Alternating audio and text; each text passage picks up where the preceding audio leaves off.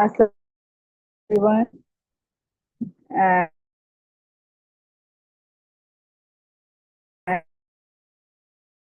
good evening. Yes. Can you?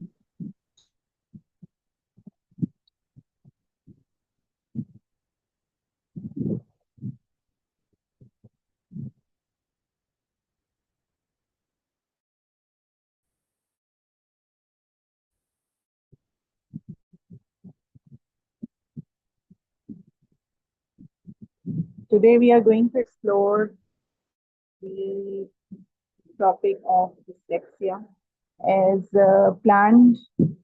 So I would like to take you on this journey of an hour of understanding what is dyslexia. We all know it's a learning disability, but we want to know more about it, and we want to know that how it all, occurs. So, as I believe that none of you is tabula rasa, means a blank slate. You all have your understanding and your insights. So, I would like you to understand by dyslexia.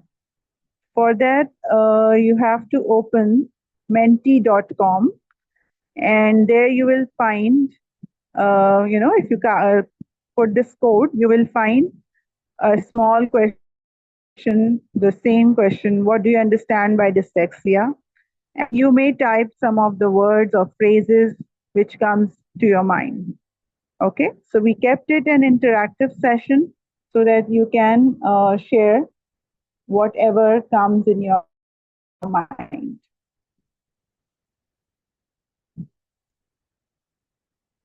What do you understand by dyslexia? Open menti.com and then put this code, and you can then tell me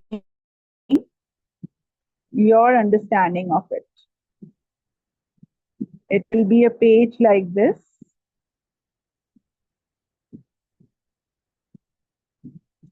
The website is not working.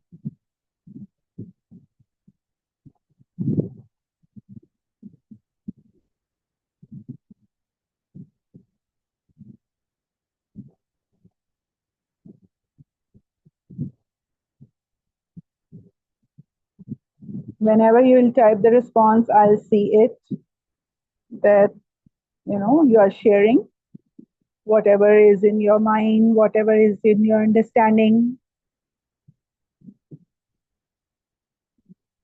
If you don't understand anything, you may ask.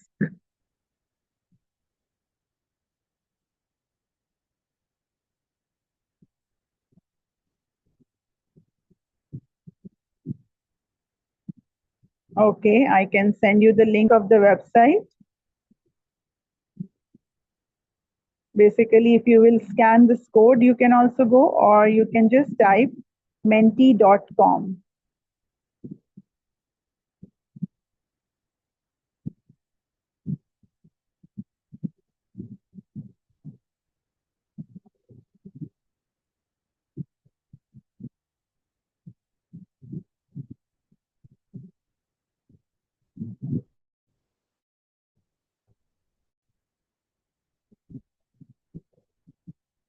Check this out, Maru.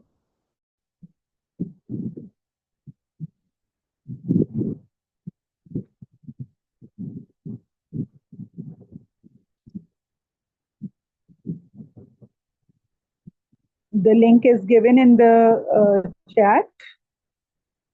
Try that out.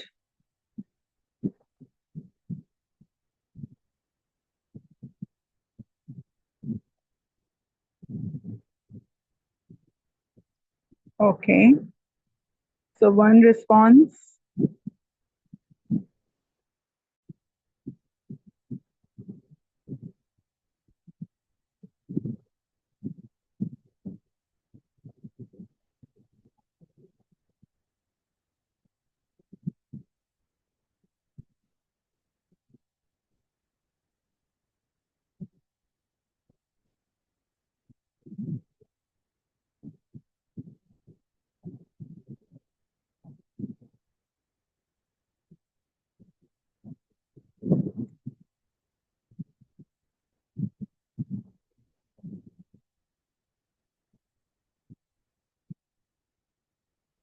I'll wait for a couple of minutes so that everybody can write their responses.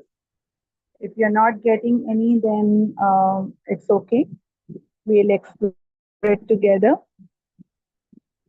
What comes to your mind when you hear the word dyslexia? Any personality, any problem associated with personality? That personality comes to your mind.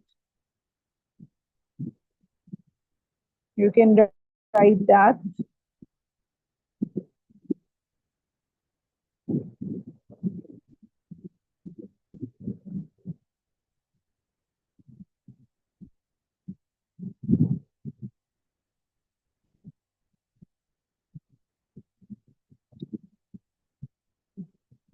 Okay, you're writing in the chat.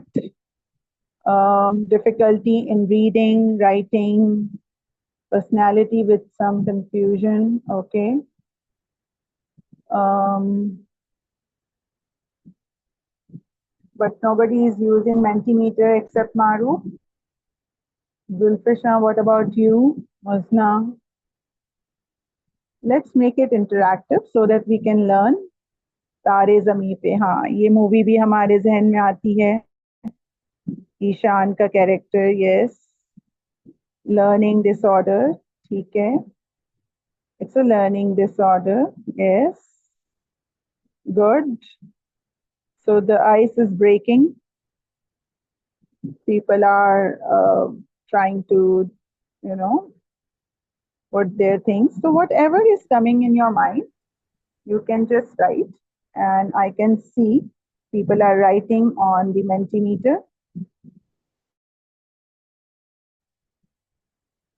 There are responses coming. See, when we are having these type of interactive sessions, the use of different type of media and digital literacy, it's also a good point. You will learn different things. In future, if you have to conduct these sessions, you can use these things. Yes, Maru, you're right. They cannot differentiate between letters which are alike, somewhat alike. Okay, so they have difficulty in reading and spelling and the learning this, disability which we are facing. Okay. Now, coming to the point that, when we are looking at these things, we are basically looking at a person. Do you think that it's only in children or is it in adults also?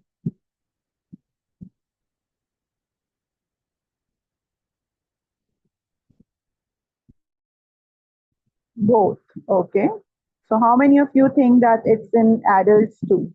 Do you ever thought of yourself as dyslexic? कभी ऐसा लगा कि आप dyslexia में involved हैं या कभी बचपन में आपको था अभी भी कुछ ऐसी चीजें हैं? Okay, so these are some of the things which we are going to look at, and we are going to look at the assessment of it. We are going to look at that how we can understand this thing. Okay? So coming to the point where you have already shared that you stand by dyslexia as a learning disorder related to reading and spelling. There is a small movie which I have created for you all. I would like you to listen to it very carefully and then I will ask questions. Okay? So I hope you are ready.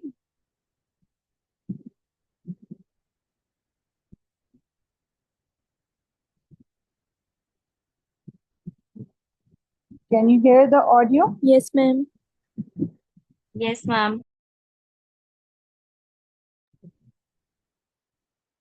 Yes?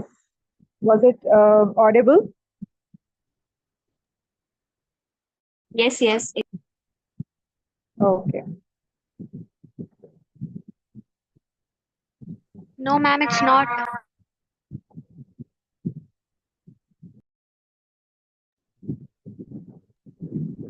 The video is not audible. Ma'am, the video Okay, let me is play not it audible. again. Okay, let me play it again.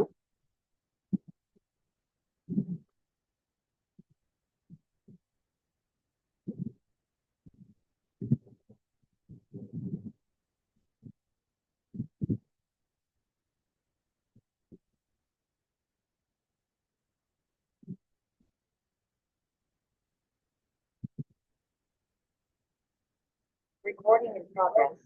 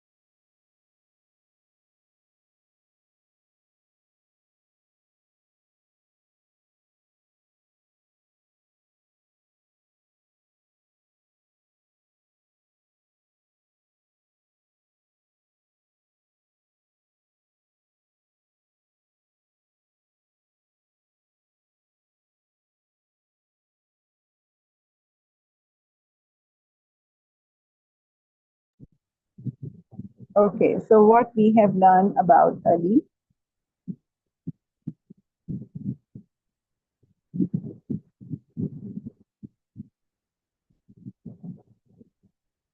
Can someone share?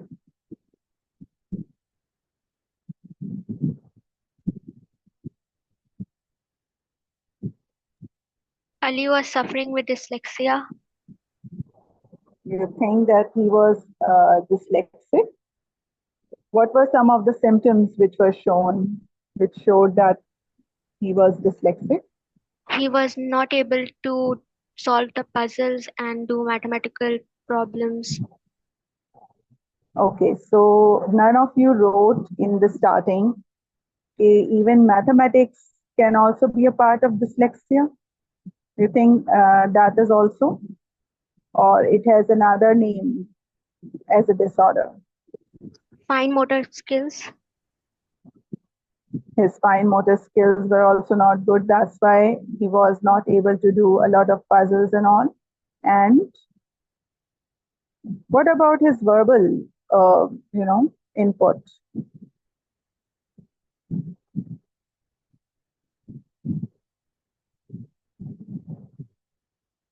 Was he able to communicate well? Did you see some signs in this video? I'm just taking you through. This is fine motor skill one because he was able to work on the computer, but then he was not able to draw, copy. Okay. So we were looking at some of the things where we are saying draw or copy. So he was not very much into that. Okay. And what about the verbal one? This is letter reversal. What is agnosia? Here they showed agnosia.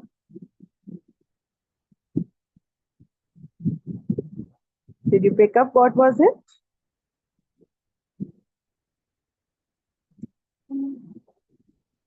What is finger agnosia?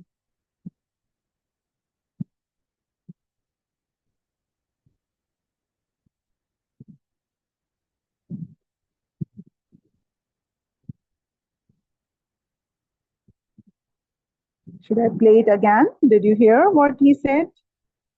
What was going on when the someone touched his finger and he was asked to guess it? Was he able to guess which finger was touched?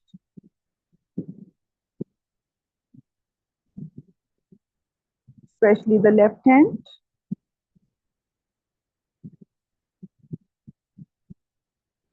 Okay, so in the chat you're writing no. Okay.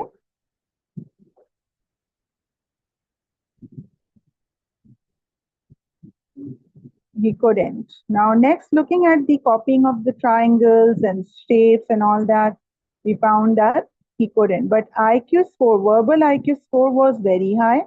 And physical, if you look at this, scores, his physical score was low, whereas his IQ of the verbal side, this is the physical performance. The performance score was 91, which is the low range, and the IQ of verbal one was 117, which was the high range. So if you look at this, all these things, and then his deviance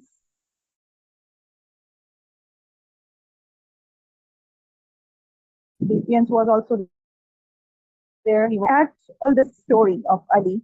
Keep that story in mind. See that what is dyslexia and what is the good news about it. It can be treated or not.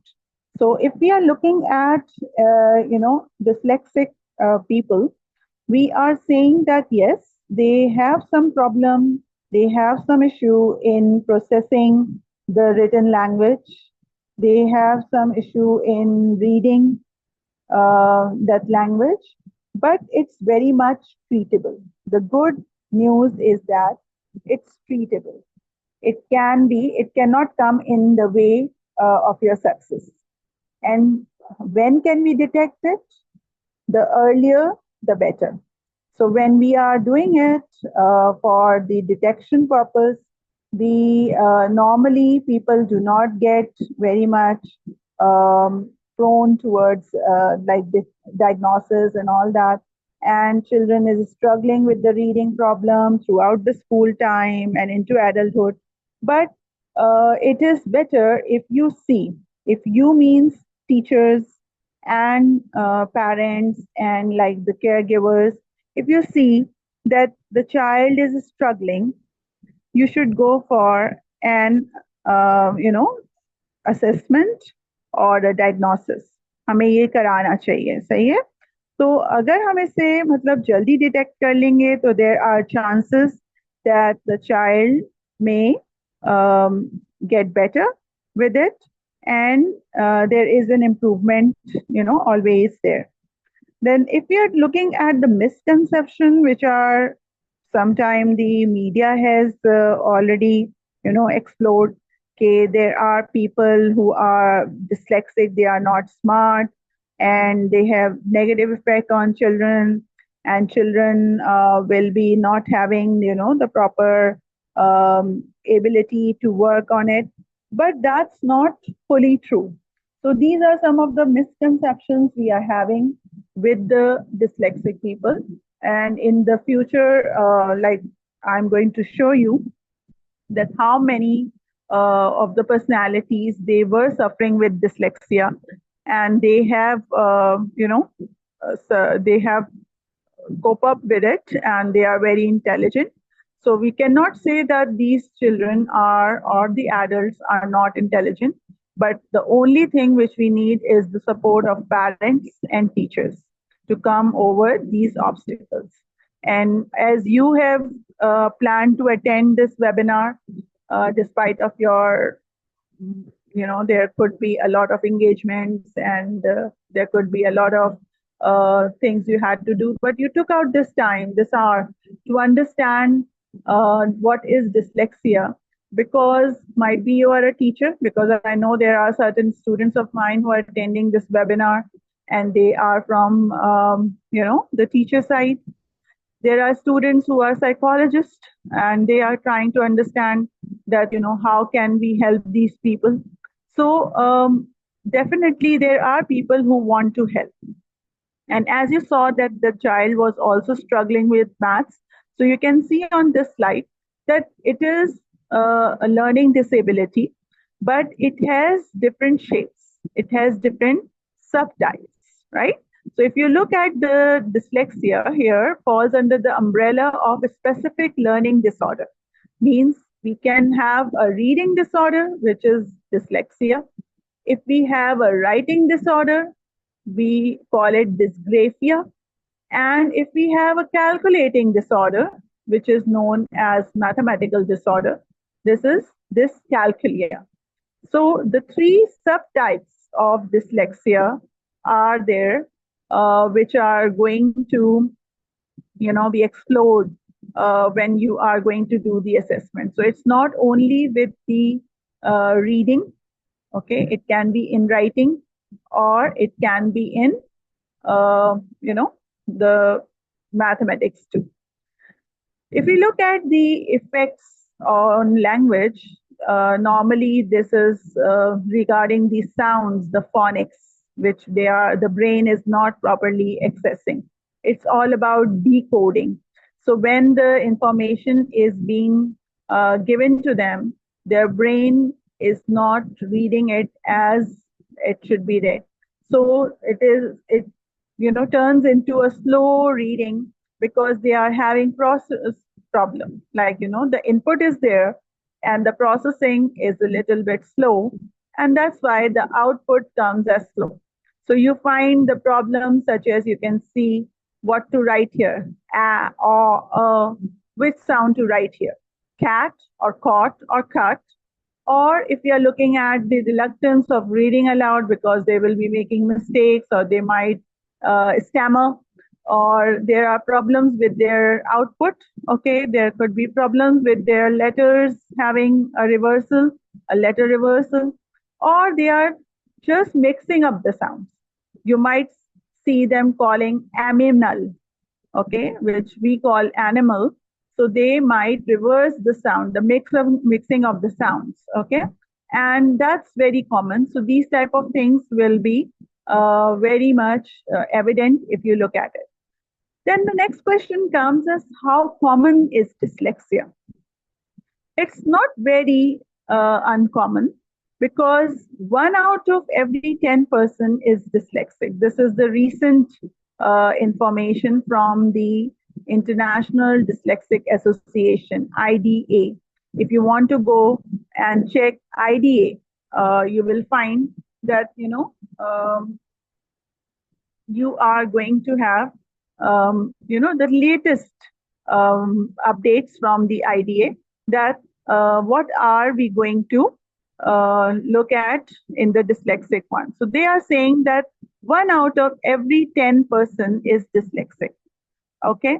And when we look at the disability, the learning disability, we see that there are people with dyslexia up to 20%. So range between 7, 10, or 20. So this means that we have to do something with these people for that, improvement of their working and all that, because they are going to have self-esteem problems, self-concept problem if they won't be able to be successful in future. The symptoms and the causes which we look for is, it could be three folds. Like it can be the genetic causes, that the genes are, they are running into the family. They have a genetically triggering point. Like parents had dyslexia, and now they can be transferred to the offspring. Secondly, the brain development and function. If you have, if you see the dyslexic people, you will find that they are neurodivergent. Neurodivergent means that their brain is formed to work in a different way.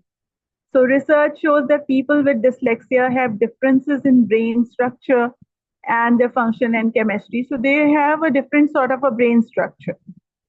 Third thing could be that there are disruptions like infections or toxic exposure or fetal development while they were as a fetus. There could be problems at that time too.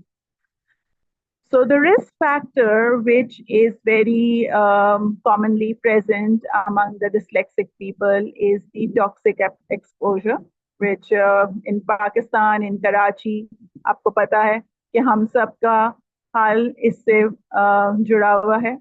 Air and water pollution, ठीक है?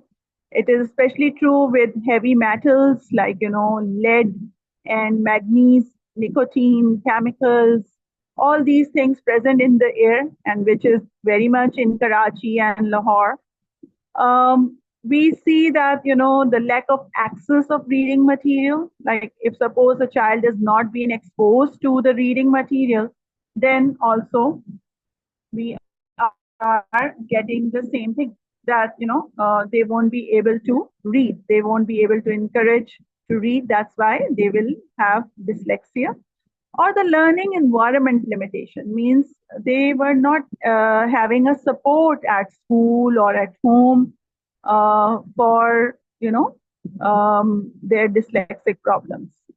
So if we are looking at the signs and symptoms of dyslexia, we find that the children are often having, like, the spelling problem. They cannot spell the simple words even.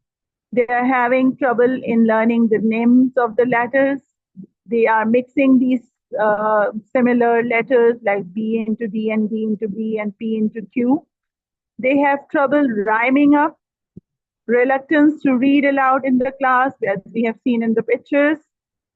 Their sounds are not very clear. They overlap the sounds, L into R and the R into M, something like that.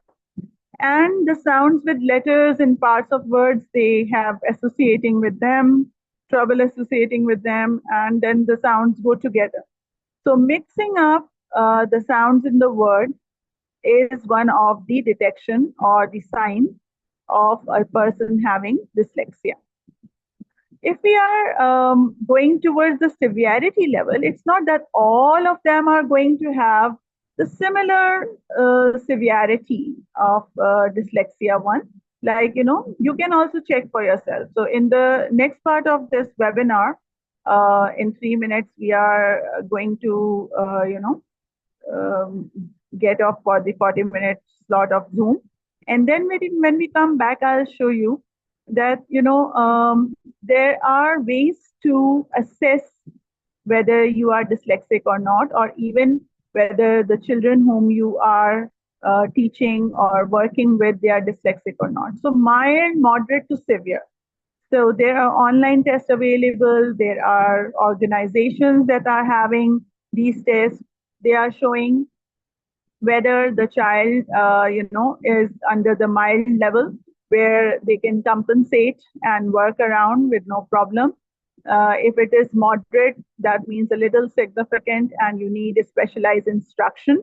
And that is what my job is as an educational psychologist. I work on those specialized instructions, how we need to give them, what type of environment we have to create in the classrooms and all that. And then severe difficulty where we are working with remedial classes and continued support for the treatment at that level. So if we have diagnosed, they have to diagnose that the child has dyslexia or not. Like nowadays, we just keep on labeling. सही है ना, नीम हकीम खतरा जान. So what we do, थोड़ा सा पढ़ लिया, एक सेशन ले लिया, एक वेबिनार ले लिया और बोल दिया कि हाँ, I know about dyslexia everything and this child is dyslexic. This is not the right approach. This is very toxic approach. और इसी तरह हम ADHD और दूसरे चीज़ों को बच्चों को लेबल कर रहे हैं आजकल, and we are saying they are hyperactive and all that. So similar thing is going on with this. What you need to do, we cannot do blood testing or lab screening to detect it. We don't have these sort of tests available. The only evaluation can be done is through the reading evaluation. Like there are testing done when we ask them to decode the reading unfamiliar words, or we look at their oral language or reading fluency, reading comprehension, spelling, vocabulary, word recognition. So in a school setting, when we are looking at all these, because it's a reading disorder, so we have to work on those areas and we have to check whether the child is dyslexic or not. So if I want to see that at what age we can check our child for being dyslexic, means like, what is the right age? So I would say earlier the better. So if suppose before third grade, if you have an early diagnosis, if you think that the child is not reading with appropriate age milestones, and you are finding it that the teachers are also complaining, बच्चा जो है वो अल्फाज mix कर देता है, spellings बहुत गलत करता है, या इस तरह की कोई कंप्लेन अगर आती है, तो of course you should go for test. Okay. And